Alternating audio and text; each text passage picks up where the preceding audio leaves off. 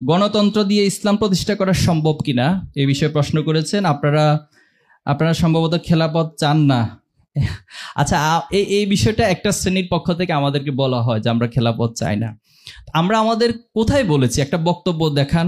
আমাদের তো অনেক বক্তব্য আছে, ইউটিউবে আছে, বিভিন্ন সোশ্যাল মিডিয়াতে। একটা লাইন দেখান যে আমরা বলেছি যে আমরা কোনোদিন কোথাও খেলাফত চাই না, অথবা আমাদের কোনো পাবলিকেশনে এটা বলা আছে যে একটা লাইন পাওয়া গেছে খেলাফত চাই না। এখন খেলাফতের পরিধি তো আমাকে বুঝতে হবে। খেলাফতটা কিভাবে এসেছিল পৃথিবীতে, কিভাবে সেটা কন্টিনিউ করেছে, এরপর কেন আজকে এটা ডাউনে চলে গেছে, এটার পজিশনটা এখন কোথায়, এটাকে কোথায় নিয়ে যেতে হবে, এই বিষয়গুলো একটু ডিপলি অবজারভেশনের প্রয়োজন।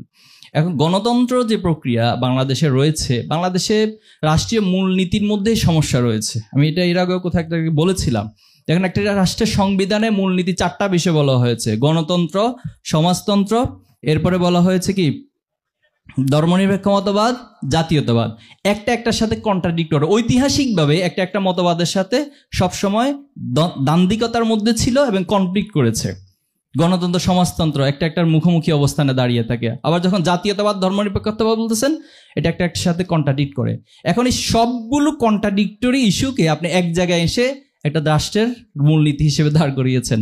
এখানে কোনো কিছু আসলে তার প্রপারলি কাজ করবে না। এটাই খুব স্বাভাবিক, এটাই খুব সায়েন্টিফিক, এবং এটাই হয়েছে। আমরা আসলে কোন মুখী, আমাদের জাতীয় আদর্শ কি, এটা আমরা স্পষ্টভাবে কিছু বলতে পারি না, এবং আমাদের জাতীয় ঐক্যগুলো তৈরি হয় না। একজন এক দিকে একটা ডাইভার্স মোডে সবসময় থাকে। মানুষের মতের ভিন্নতা থাকতে পারে। একটা ইস্যু যখন আসবে, আপনি একটা মত দিবেন, উনি একটা মত দিবে, আরেকজন আরেকটা মত দিবে, কিন্তু দিন শেষে তো অন্তত সবাই কিছু ইস্যুতে ঐক্যবদ্ধ হতে হয়, নাহলে তো একটা সমাজ চলতে পারে না, একটা রাষ্ট্র চলতে পারে না। কিন্তু আমরা ঐতিহাসিকভাবে সবসময় কন্ট্রাডিক্টরি একটা জায়গা থেকেই এই রাষ্ট্র পরিচালনা হচ্ছে।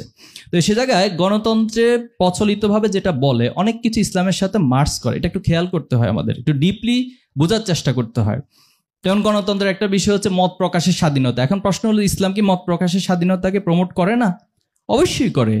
ইসলাম যেটা বলেছে, ওয়াশাবিরহুম ফিল আমর ফাইজা আযামতা ফাতাওয়াক্কাল আলাল্লাহ, যে কোনো একটা কাজ করতে গেলে তুমি সবার সাথে পরামর্শ করো। আল্লাহ রাসূলুল্লাহ সাল্লাল্লাহু আলাইহি ওয়াসাল্লামকে আপনি পাবেন, তিনি সবসময় পরামর্শ ভিত্তিকভাবে কাজ করার চেষ্টা করতেন। সাহাবায়ে আজমাইনদের সাথে কাজ করতেন, পরামর্শ করতেন। এখন দেখেন, আল্লাহ রাসূলুল্লাহ সাল্লাল্লাহু আলাইহি ওয়াসাল্লামের যখন ওফাত হলো, তিনি যখন ইন্তেকাল করলেন, তখন খলিফা হিসেবে আবু বকরকে সবাই নেতা হিসেবে নির্বাচিত করলো। এখন বিষয়টা কি এমন ছিল আবু বকর নিজে এসে বলছে যে আমি সবার নেতা হতে চাই? এমন বলেন নাই। তাহলে কিভাবে করা হয়েছে? সেখানে কি বাংলাদেশের মতো এভাবে করে ভোটিং সিস্টেম ছিল? ভোটিং সিস্টেম ছিল না, তবে সবার মতগুলোকে একসাথে করে পরামর্শ ভিত্তিক করেই তারা সিদ্ধান্তগুলো নিয়েছিল। এখন একটা সমাজে আপনি একটা আদর্শ প্রতিষ্ঠা করবেন, কিন্তু সেই সমাজের কেউ সে আদর্শকে গ্রহণ করতে চায় না, তাহলে আপনি কি সেখানে সে আদর্শকে চাপিয়ে দিতে পারবেন? পারবেন না। আল্লাহ রাসূলুল্লাহ সাল্লাম যখন ওহী নাজিল হলেন, তিনি সবাইকে ইসলামের দাওয়াত দিতে লাগলেন। সবাই একটু করে 2-1 করে দাওয়াত গ্রহণ করলো। আবার একটা অংশ ওনার বিরোধিতা দাঁড়িয়ে গেলেন, এবং একটা পর্যায়ে আসলো যে আল্লাহ রাসূলুল্লাহ সাল্লামকে হত্যা করা হবে, এবং সেই প্রেক্ষিতে আল্লাহ রাসূল মক্কা থেকে মদিনায় হিজরত করলেন। দেখুন, যদি আগেই এখানকার মক্কার অধিকাংশ মানুষগুলো আল্লাহ রাসূলুল্লাহ সাল্লামের দাওয়াতকে গ্রহণ করে নিত, তাহলে তো আল্লাহ রাসূলুল্লাহ সাল্লামকে মক্কা থেকে মদিনায় হিজরত করার প্রয়োজন হতো না। কিন্তু মদিনায় গিয়ে যিনি তখন আস্তে আস্তে ইসলামের চারদিকে ছড়িয়ে দিলেন, সবার মাঝে ইসলামকে যে বোধগম্য, ইসলামকে বোঝার মতো সুযোগ করে দিলেন, তখন একটা পর্যায়ে এসে পুরো সমাজে ইসলাম প্রতিষ্ঠিত হয়েছে। এখন বাংলাদেশের এই প্রেক্ষিতে আপনি মানুষের লাইফ স্টাইলকে তো পরিবর্তন করতে হবে। এই সমাজের মানুষগুলো তো আগে ইসলামকে চাইতে হবে।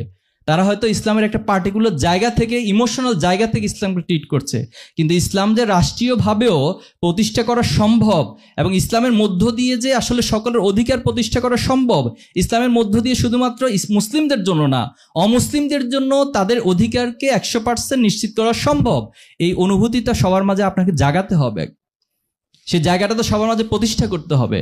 দেন সকলের ঐক্যমতের ভিত্তিতেই সেখানে ইসলাম প্রতিষ্ঠিত। এই জন্য আমাদের জায়গা থেকে কথা হচ্ছে, গণতন্ত্রের মধ্য দিয়ে মানুষের যে মত প্রকাশের স্বাধীনতা, সকলের সাথে পরামর্শের ভিত্তিতে যে বিষয়গুলো, এগুলো ইসলামের সাথে মার্চ করতে হবে। গণতন্ত্র একটা জায়গায় যে তারা জনগণের সকল ক্ষমতার উৎসব, এখানে কিছুটা কন্ট্রাডিক্ট রয়েছে।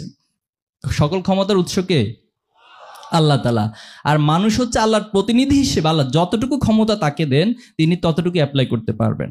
তো এই বিষয়গুলো নিয়ে একাডেমিকলি ডিসকাশনের বিষয় রয়েছে, আর অনেক ব্রড লেভেল থেকে ডিসকাশনের বিষয় রয়েছে। বাট আমরা এতটুকু বলবো, আল্লাহর সার্বভৌমত্বের বিষয়ে যে জায়গায় প্রশ্ন রয়েছে গণতন্ত্রের, সেটার সাথে আমরা একমত নই। বাট যে বিষয়গুলো ইসলামের সাথে সঙ্গতিপূর্ণ রয়েছে, সে বিষয়গুলোর সাথে